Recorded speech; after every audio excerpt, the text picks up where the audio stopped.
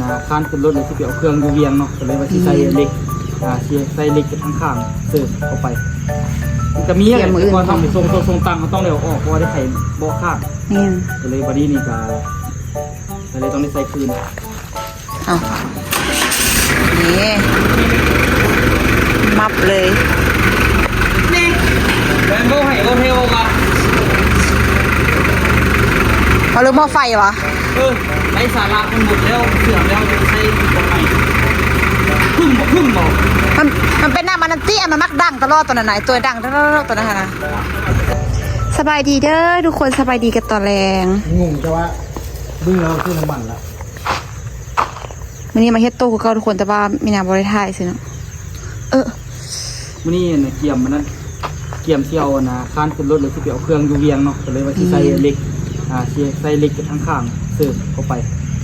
มันจะมีอะไรก่อนทำในทรงตังเขาต้องเร็วออกเพราะว่าได้ใส่เบาะข้างก็เลยวันนี้นี่ก็เลยต้องได้ใส่คืนเอาเครื่องเบียร์มืออื่นทุกคนทำอีว่าจะขึ้นไปเซาแต่ว่าปิดใจแล้วมาเลยเนาะปิดใจเลย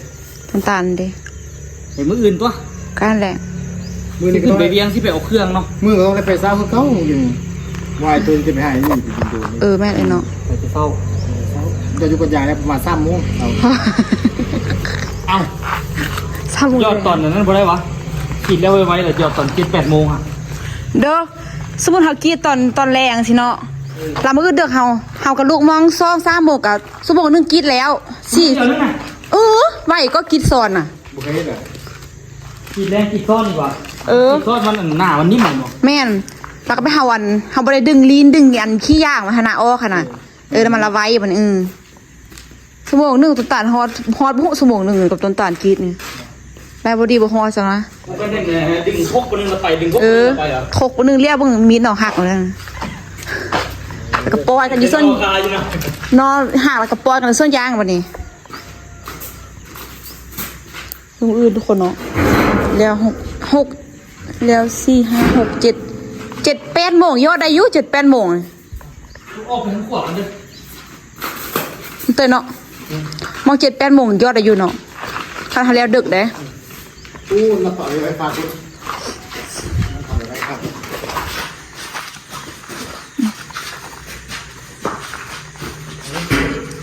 สิหนักเนาะงานกันรอบนั้นมาเซอร์จักอัน2 3จับไปหมดเลยวะ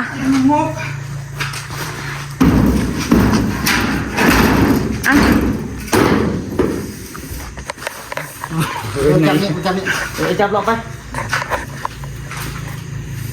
จับลี่ไหลทับหัวกันฉันเนาะขัดอันนี้ทับหัวนี่บ่ได้ไปซ้ำเวียงมืออื่นได้ไปมือนี้เลยไปยิบ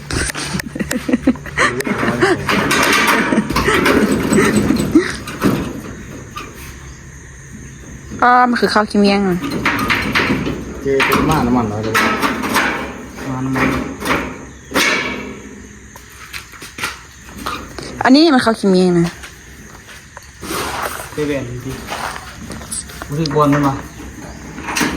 เขาตีมต่อยตัวนี่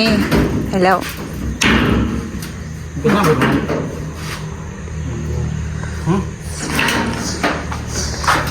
เพิ่นแยกเพิ่งหูที่หูอยู่ปะเหมือนแล้วทางเทิงเลยปิดแมปง่ายบ่อยตัวอันนั้นนะกับพวกใหญ่แต่มันยาวใช่หรอ100 เลยปะ50ตีนบ่เพราะว่าอยู่ไหนนี่50อันบ่สองบอลแป้งเอาเนาะแป้งยังมียังมาแทว่ากิมียังบวกเจ็ดเอาเอาน้ำซีดบออกวะเป็นกิมียังมาแทซีดแซ่วะเป็นมันซีดไว้วะเอาอันพอเจ็ดเอามีแป้งเอาคัดดีแล้วเนาะแป้งเล็กคู่คือสิออกเนาะคัดออกก็ได้วะว่าคนกิมียังนี่มาไม่สั่งวะซีนอสเตเลสบอกมีวันนอสเตเลสมีที่หนอ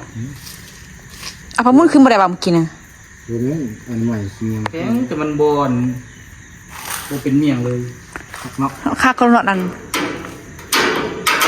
แพงขึ้นมาใส่ได้โดดเนาะเดี๋ยวนึงค่ำแล้วทุกคนเอ้ยค่ำไวขนาดคือว่าเฮ็ดเวียกแป๊บเดียวเนาะ11 โมง12 1โมงขึ้นไปกินข้าว11 12 1 โมงขึ้นไปกินข้าวหายอดอย่างเดียวจากโมงกับ10 โมงครึ่งเนาะพอนั่งถึงหันลงมาประมาณ11 โมงมาเฮ็ดเวียก12 โมง จับตัวเครื่องก่อน 1 โมงไปกิน2 3 4เปลี่ยนไปเปลี่ยนนึงคำไว้ไว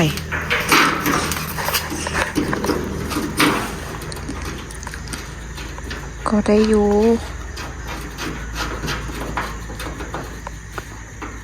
ไปเอาเครื่องมาแล้วก็ถ้าไปเอาอีกเติมแป๊บนึงแล้วกลับมาก็ได้แค่ออกคือเก้า วันนี้ก็โดนด้วย กลับมาก็ได้แค่ออกเพราะว่าไปว่าเอาไปตั้งโต๊ะไปค่าย เอาไปเข้าลิ้นนี่นะม้วน หนักเลยเนาะ หมดโตลงดินหมดแล้ว 1 2 3 4น็อตหนักเด้อเนาะโอ้บักหนักพอเราเคยสักกันแห้งหายนึงออกนึงแกเข้านึงออกนึงแกเข้า เนี่ย เราอะตั้งเครื่องไปเมืองหุ่นไปอุดมใส่เด้เลยก็เอาประกอบเข้ากลับมาตั้งโต๊ะไปส่งก็เอาออก ลงดำสุด2 สุดตัวตรงนั้น เขาซึ่ง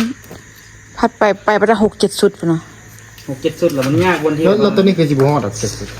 บ่ฮอดสั้นก็โดนเราเคยเนาะ สั้นกว้างสั้นกันเลย สั้นโอ้สั้นก็ซื้อปูหวานตะกันคือไม่ใช่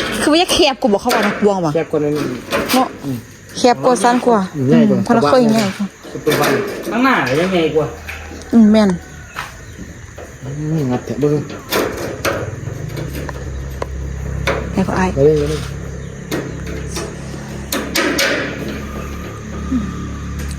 เอาคือลงประจำเตย โน้มหันมาหันนั้น มาถ้ามันลงเองวะปกติมาซันเดย์บ่ลงคือเก้าขี้เมี่ยงกินมันนะ นี่ ไว้ตัว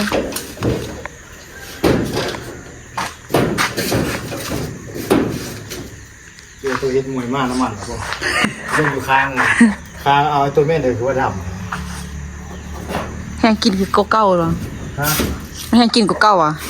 อยู่เข้าที่ฝ้าประตูที่จะดับเลย ใช่หรอโอ้มันแห้งเลยว่ะ วันนี้ไอ้เพื่อนไปเจอตัวบ้านน้ำมันตัวไว้ข้างกันเข้าใจไหม เออคิดว่าเส้นน้ำมันอยู่อย่างนี้ นี่ก็เรื่องเดียวกัน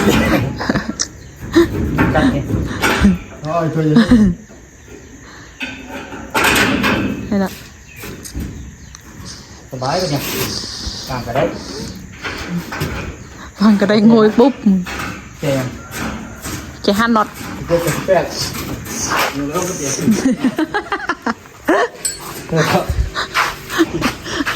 เรื่องไปแจกอย่างนี้นะไปแจกข้างนอก ต่อคือปั๊บมาคิดเลย ปั๊บเลยนะ สร้างจบโอ้หมอเย็นตลายเลยจบตัก เอ้ยอ๋อสักนิดนึงก็ได้หายว่ะดีเนาะก็จะเห็นแล้วเขาจะแทบมาพอเนาะ เฮ้ยไอ้เก้า อันปกติรถนี้ถ้ามันไม่ได้มีผ้าป่ะมีผ้าแบบหมูตั้งขาน่ะตัวได้ซื้อเอาวะแม่นป่ะ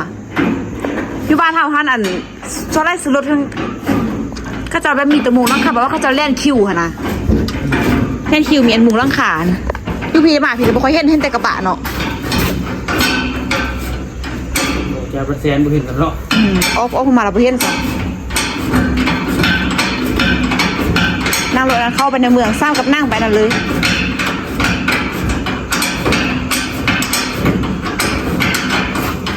เข้าอยู่อ่ะ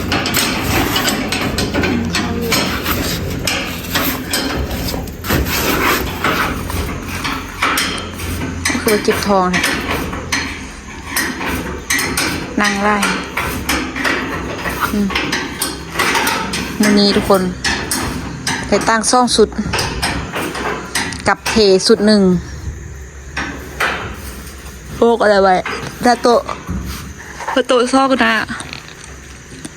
กึกมาจับที่โรงลูกให้บอก บ่เอาปั้นป้าน็อตป้ากระเจี๊ยบแล้วป้าจับเลย ย่านเดี๋ยวนี้ก็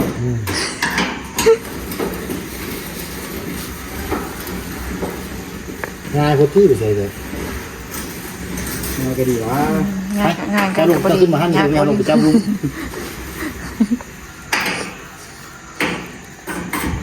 หัดแอนไล่กินห้าตอนอันงัดเอาเลยเดี๋ยววันนี้เลยเรียบร้อย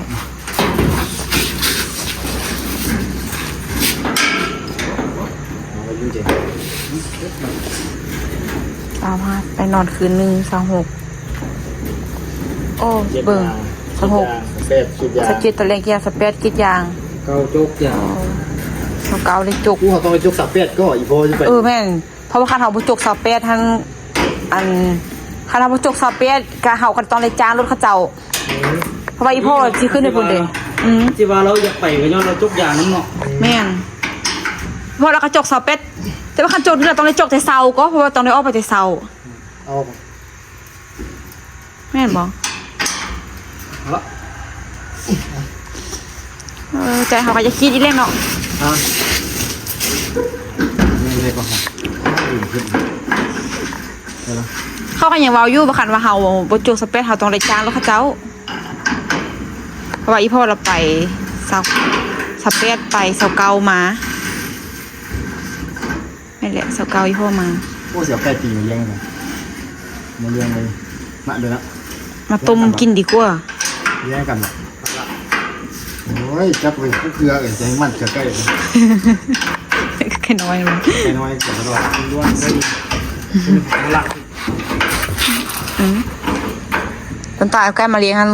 บ่ตายกันรัก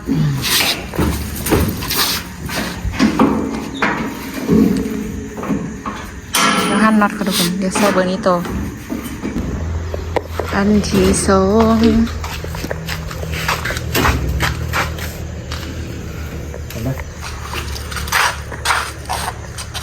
ซอยบ่วะซอยบ่วะสินี่ อายุวางก็ได้ โธ่อย่างวันนี้ไปซื้อตัวหินอยู่เวียงมาขายวะ อ๋อมาฮอดบ้านคัดถืนแต้มมดหมุนอุ้ยปุ้ยอยู่แหล้ว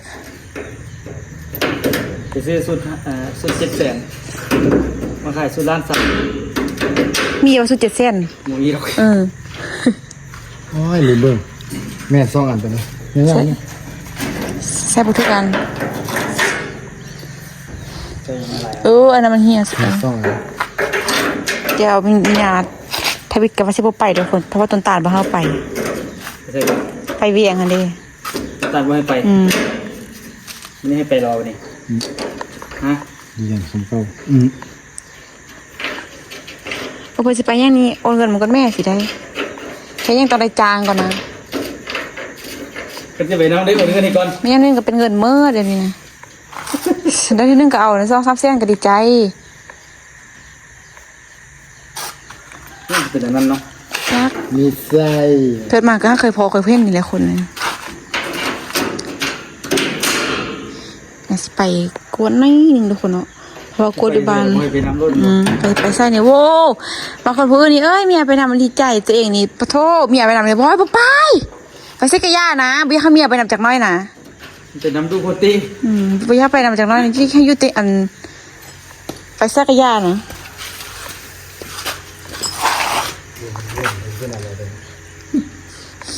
บ้านจะคล้องอันนี้นะบ้านยามบ้านมู่แม่นะป้อย่าเอาเหือนคลองสปากวางแล้วหั่น ตัวที่ ที่ไปใส่หรอ ไปสิเด้อบ่เห็นอัน1โทร5นะ ตัว อยู่เสียอยู่สิเด้อ ออกไปนอก ผมบ่เห็นนายนึงมันโทร5พร้อมแล้วนะเพิ่นน่ะ ออกไปเลยที่ทอดเลยเนาะ ขับไปบ้านหมู่มึงย่างแห่น้ำปนหมู่พุ่นแหละบัดขี่ตัวเองเห็นไหมบ่คิดได้ปะนี่บ้านหมู่มาอยู่บ้านตัวเองได้ปะนี่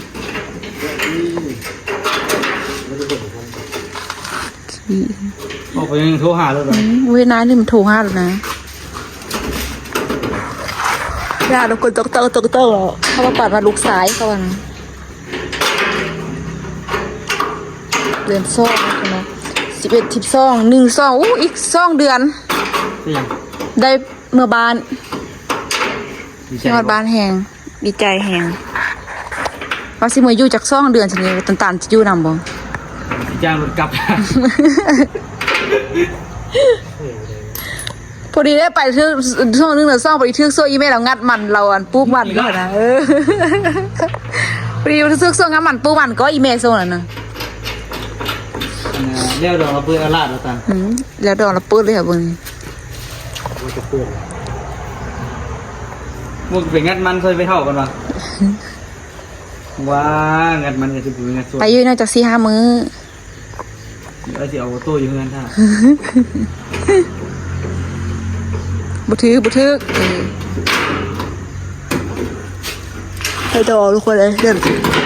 เด็ดซ่องหมดเลย คือซื้อเราเรียน ชิมยังกิน นิ่ง นี่ได้แล้ว ๆงั้นเอาไว้นี่เอาไว้ อ้าว งั้นเอาไว้เลย อีหักโลนี่ โอ้งั้นเอาไว้เนี่ย งัดตายกระยูก็มายูหรองัด งัดกับเขาในเด้อ จริงๆฝากให้ยังตรงนี้ ยูก็มายูงัดเดี๋ยว งัดอีกอยู่ มันถึงหวายเนาะแล้วยังมาถึง เพิ่มต้นเพิ่มแบบสบายแล้ว ไม่ได้แซงถึงก่อนเนาะจังหวางได้ ลองติดจักรก่อน เอาให้หมดก่อนเลยเนี่ย มันไม่กลัวหรอ ตาละครับเอายังใส่ขวาดขาดอยู่นะ เฮาอันนั้นดิแกตัวหินดิขี้ปูนขี้เอ่ยมันลงกันหมด ไม่หาก็ปัดนึงมานะ เอาแก้ไปเมื่อวานดีไหมใช่แล้วทุกคนเดี๋ยวชอบไปกินอย่างเลยเทตั้งอีกหน้าหนึ่งเทตัวอีกหน้าหนึ่งกันบ่ มันแล้ว ตัวอีกหน้าหนึ่งเราออกไปเลยเนาะ เอาไปสร้าง กินยางตัวนี้4 โมงครึ่ง4 โมงปลาย4 โมงครึ่งพอดีออกไปกินยางตอนรับประมาณนึงเขายังไม่ได้โค้งเข้ามาเนาะแม่นปะ กี่กับพันมือสุดที่ใส่โฟมไปได้ตัว โอ้5 โมงไปกันเรื่องมือแล้วก็6 โมงแล้วนะ ไปเนี่ยเรื่องข้ามเนี่ยเขา ที่จริงรู้สึกว่า อันนี้เดือนอะไร11ถ้ามันไหนย้ำหนาวรู้สึกว่าไม่รุนเลยหรอ เดือน12เดือน เอากระเทย เริ่มเดือน1 เดือน2ใบไม้ร่นแล้วก็เริ่มหย่าสิพ่อก็ได้ปะนั่นเนาะเริ่มมาหอดอันใบไม้ร่นมา แต่ว่าส่วนอีเมหันร่นหมดแล้วส่วนอีเมหันจนสิมืดละอย่างอื่นมันคือเขาจะได้ขึ้นไปแต่เช้าทุกคนเอาตอนแบบว่าไปอย่าติดจักรซื่อ จักคนเก่าได้ เอาลอง ๆเดี๋ยวติเบิ่งสิฟาดสไตล์บ่ได้ซะเนาะสไตล์บ่ติดซะเนาะเฮ้ได้อยู่ขึ้นอยู่เด็ดเอานี่มับเลย นี่แบมโบ้ให้โอเทลมา เอาเรื่องหม้อไฟวะ ไร้สาระมันหมดแล้วเสื่อมแล้วจะใช้ทำไมพึ่งบอก มันเป็นหน้ามันเตี้ยมันมักดังตลอดตอนนั้นไหนตัวดังตลอดตอนนั้นนะ ศาสตร์มาเดียว แม่น ศาสตร์บอลจะเล่นขนาดด้วยจะเล่นมืออื่นกันนะ เป็นเขาแบบเขาบ่ค่อยได้ติดแด้ส่งนะฮะนะป่าไปโดนเติบก็ส่งไอ้ตัวขึ้นไปเวียงไปดองฮะนะเราบ่ได้ติดจากบ้านทุกคนมันก็เลยว่า เวลานี้ติดถึงมือใครนี่ สตาร์มันก็บ่ค่อยอยากติดอันนี้มือเป็นมือเพราะว่าเราได้ไปส่งโต๊ะส่งตั้งตลอดเดี๋ยวไม่เจอเราไว้ เราเรียกกันนะ ซึ่งน่าจะคิดอย่างคนเราแล้วจะเศร้าหรือก็ให้ตู้ไปยอดจุกยอดอย่างซอย มองเลย อย่างซอยแล้วก็ทำน้ำใหม่กันน่าจะได้ออกไปเลยไฟตัวกับซิเบเบียกับไอ้นี่ได้น้อยนึงตัวกับซิเบเบียกับไอ้นี่น้อยนึงแล้วก็มีวินากับซีน่าจะไปห้ามไม่สุกบอกกับท่ายตัวมาก่อนทุกคนเนาะท่ายตัวมาก่อนให้ตัวห้ามไม่สุก เหี้ยบ่โอ้หมอม่อน ไปคลินิกไปกวดเบิ่งทุกคนคลินิกไปกวดเบิ่งเพราะว่ามากวดอยู่บ้านกันไล่เธอละ เงินอยู่ป่ะ แต่ว่ามีนายยังบริฟากท้องให้ทุกคนฟังจะซีขึ้นไปฟาดเลยไม่สุกแล้วให้ไม่สุกเห็ดตุ้มบัวให้ฟากไปแล้วกับบักบัดเกิดกับไปเกิดที่พุ่นแล้ว เกิดที่นี่แล้ววะ เฮามีกล้าน่ะลูกเมื่อทราบสิเฮาบ่กล้าเกิดแบบอยู่มันนี่ก็แบบเครื่องเขาจะบ่ค่อยนะบ่ได้หั่นน่ะยุกยาในบ้านเฮากล้าว่าแบบ ก็บ่ได้มืดหลายก็ แม่น เกิดลูกบ่เตะขนาดเกิดธรรมชาติจริงบ่เตะ2-3 ล้านนึง สบายใครอยู่ใครกินก็4-5 ล้านเนาะประมาณนี้เนาะบ่ฮอดว่ะ คุณจะไปกระโดดที่ฮาลาน แต่อาจจะฮอดอยู่เพราะว่าซื้อเอานั่นอู้ไปน้ำเอานั่นน่ะเอาใส่เนี่ยเขาเอิ้นทางเพชรผู้ใหญ่น่ะ โอ้ บ่หมดท่านบ่หมดอายุเราไปใส่เสียดาย ยังไล่วะ ฮู้ซื้อกับผืน25,000ก็ ใช่ปะ โอ้ซื้อเป็นห้อยว่าซื้อไปตายห้าใช่ป่ะ โอ้พ่อที่เกิดโอ้ เป็นซื้อบอก โอ้ซื้อกระโดดเตือนบอกว่าโอ้ซื้อเป็นจุดปีเดี๋ยวโตจะปีปลายละ แต่เบิ้งคันมันมีมืดอายุคันมันมืดเอาไปใส่ คือยานอยู่ก็คืองอคือยานอยู่ โลก ก็รู้ อะไร คืองออยู่หรอนะคือยานอยู่ ย่านดอก ถ้าบิดกับบริยานก็เพื่อนกรรมท่ามมุยานวะเริ่มยานแล้วป่ะนี่นะ ย่านดอกย่านอยู่ธรรมชาติ ก็ทำซะเนาะสมมติแบบเจ็บไกลสิหอยเขาโนดจากแบบ2-3 มือแบบเริ่มเจ็บท้องเริ่มปานแล้วจังขึ้นไปจังเขาจังแบบบ่เสียเวลาไล่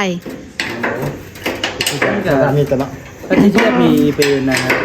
จะเกิดลูกนี่สารว่าข้างยังหนักกว่าสัก เนาะเอาค้างทรมานกวนบ่ก็รู้ยังไปเจ็บทรมานเท่า เกิดลูกกับทรมานกูเด้ คือว่าการซีตัวนั้นคือว่าแป๊บเดียวเนาะแป๊บเดียวได้3-4 เดือนละ มันผูกเกิดง่ายเลยเจ็บปื๊ดเดียวก็ออกแล้ว เนาะ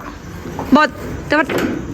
ให้เงินนะคะบ่มีผู้ใดกระดูกยางจักคนก่อนแต่บ่ฮู้ว่ามันสิมาตกอยู่เฮาบ่ ผูกคำนี่พ่ออยากตาย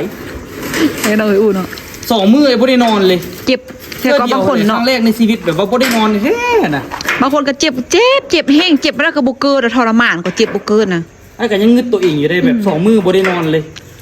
งึดอีหลีแบบบ่เคยเป็นนั้นจักเทื่อคันไอ้บ่ได้นอนคืนนึงนี่มื้อต่อมานี่ไอ้เฮ็ดหยังบ่ได้เลย เจ้าก็ได้เข้าไปน่ะไหวตัวตอนเกิดลูกน่ะ อยู่นะมันมีห้องแบบห้องนอนสำหรับคนใกล้สิเกิดหั่นน่ะแบบอายุบนห้องนอนคนใกล้สิเกิดหั่น มันว่ะ แต่เจ้าก็เอาไปก็ซ้ำว่าห้องเกิดเท่านั้น ก็จะพ่อแม่จ้ามา จะเกิดของแม่เลยเด็ก ไม่ก็รวยเลยเนาะ เอาบ่ ให้พลอกนี่นะ เดี๋ยวพ่อแม่จะ โอ้ยเจ้าคือดอกโมมาเด็กเขาก็ขึ้นไปเกยพนแรกเขาหน่อยขี้ยาเลยเกยอยู่ดีเด้อ แต่มันก็มีสิทธิพิเศษอยู่ น่ากว่าเก่าจริง มันก็สิสะดวกบ่ได้ว่าอันนี้เขาก็บ่ต้องได้ไปหาเองนะ แม่น สมมุติว่าเขาว่าไปบ่นี้เด้อสิเขาบ่ฮู้วันไปสินะ แน่เหรอ ไปรอถามอยู่ ทำไมของมอเลยแม่เล็กแน่เหรอ ลินบักลี่ก็ซอกหา ไปปุ๊บเลยเห็นแม่กับเด็กน้อยกันเลยบ่ โอ้จำคนแบบก็ลงมือหนึ่งไล่เด้อ โอ้บ่หลายตาปานบุญมันไปเกิดลูกน่ะ คือเขาอยู่เดี๋ยวนี้คือว่าธรรมดาแต่ว่าไปพูนคนก็รู้ไล่ได้ หลากหลายโอ้ ไอ้ไปถามมื้อนั้นหันมีอย่างว่า40-50 คนจัก อ๋อ เก็บไป บางคนเกิดง่ายนี่เข้าไปผู้เดียวกันแง่ออกมาละ เอาเกี่ยมใส่รถ ผู้เจ็บอยู่กับขึ้นอยู่เลยเนาะขึ้นงอยอยู่เลยเนาะโอ้เขาเกินหมดเลยสิว่าเลย มีที่ส่งออกไปเนี่ยมีเจ้าดางฟันดู โอ้นี่ค่ะนี่คลิปนี่ไรเนาะนี่อันนี้แกะไดนาตี้นะแกะอันนั้นไดนาตี้แกะเทไหมทุกคนวันนี้ไดนาโตะซ่องหน้านี่ตอนนี้จะเทไหมจังหน่อยตอนเฮ็ดขั้นฮะเฮ็ดขั้นอันนี้โบกอันนี้มีนาโบกห้ากันแล้วตัวนั้นกับมีนาโบกแต่ตอนเสาร์มีนาโบกแต่ตอนเสาร์อ๋ออันนี้คือกินทุ่มนี้ลิ้นยกหมดแล้วทุกคนทวิตว่ากะว่าคานว่าสิริเกะร้านนั้นทุกคนสิริเกะร้าน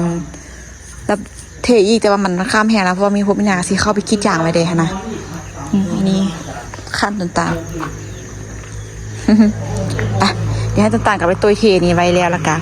เดี๋ยวสิออกไปคิดอย่างทุกคนเนาะเข้าไปในเฮือนเอาโคมเอาเคมีนก็เอาไปคิดอย่างต่อเทปนับตัวทุกคน เอาบ่ได้กินข้าวเลยเอาไปกินยา กินอย่างแล้วจังกิน กินได้ไงวะ กินอย่างแล้วจังมากิน แล้วยอดมื้ออื่นบ่เดียว มืดกะกิด มื้อกี้ตอนเช้าแลแล้วก็แล้วก็ท่ายอดวันเดียว แต่ว่าต้องได้ไปนอนพุ่นนะ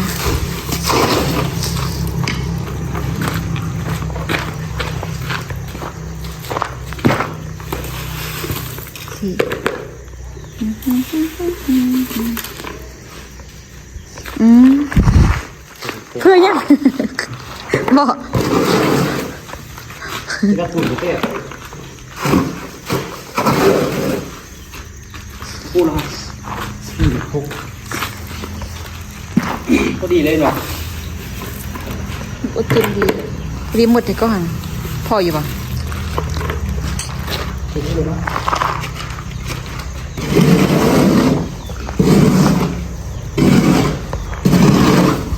4 6 7โต้เต่ากันได้7เต่ากันได้7-8 หน่วยแล้วเด้อนี่อาจจะเห็นอะไรใช่ทุกคนใส่ตัวอยู่เหือนั่นป่ะใส่ตัวค่ายนั่นป่ะ ใช่อันนี้คือถ้าไปซื้อตัวดินเนี่ยบอก เอามาใส่นี่ป่ะใส่ได้อยู่ป่ะล่ะ ใส่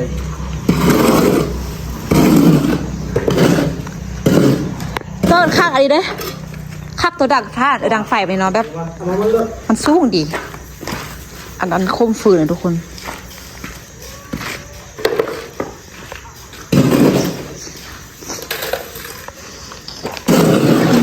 พยาชิเลือพอดีหมด จากประสบการณ์จริง นักสันได้อ้าวเสียงพลไล่เลยบ่มายังวะ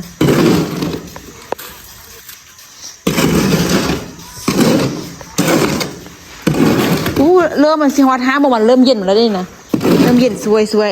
ที่อาบน้ำเลยละคน อะไรราคาน้ำน้ำขนาดเลยนะ ตอนนั้นเราเก็บป้ายแล้วก็นอน เข็มบ่ายวะเอาน้ำบ่ายนอนมาเอาที่อย่างแล้วก็เข้ามานอนส่วนเย็นเข้าไปนอนในส่วนอย่างทุกคนเย็นว่ะแต่ว่าพอเข้าในเต็นท์ปุ๊บรู้สึกเลยไอฮอนออกมาเลย เข้าไปนอนอยู่เต็นท์ครับอุ่นเทอุ่นว่ะ ฮะอันนี้ก็ ปะโถ ไล่ผู้เดียวพอแล้วจะกินยังไงนะของบ่อยใจนี่ก็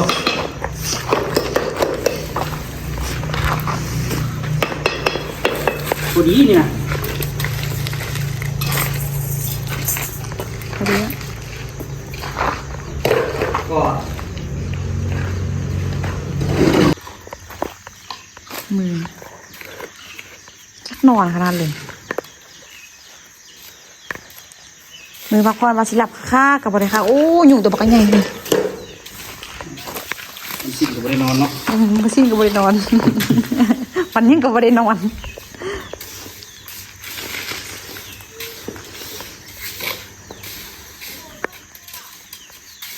โอ้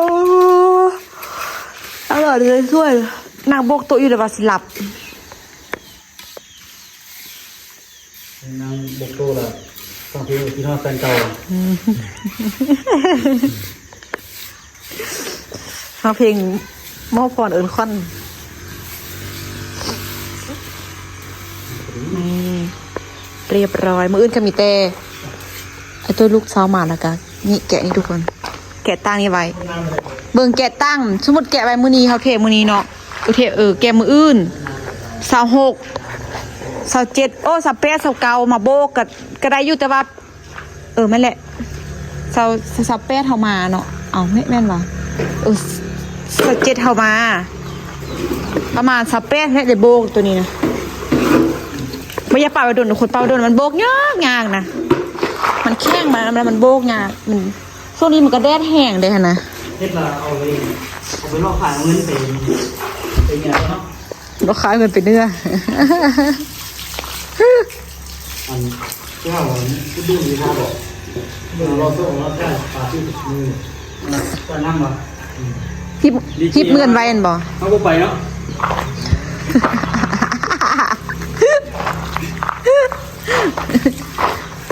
เอาไปเด้อเป็นเต่าเขาบ่ได้เอาไปลองดังจากเต่านึงบ่อยตัวคือบอกขึ้นไปดังจากเบิ่งจากเต่านึงเอาไปไว้หั่นน่ะ เอาว่า เต่าวันนี้นะเดี๋ยวเอาตัวนี้นี่ไปดังเบิ่ง ที่จริงมันแตกกันอย่างผมบอก เป็นหยัง แต่ยังได้คิดว่าตัวของเฮดเล็กอันนั้นมา เสียบ มันติด คิดว่าเขาจอดอันนึงเขาจอดติดไว้อะไรไปงัดงัด หักเลย ครบออก ลอกไปดังเบิ่งมันที่ดังคักอยู่บ่ ฮะก็ เทีกัน มีอภาติดไปอีกยังจุดปนกลางทางวะเสียจัดไป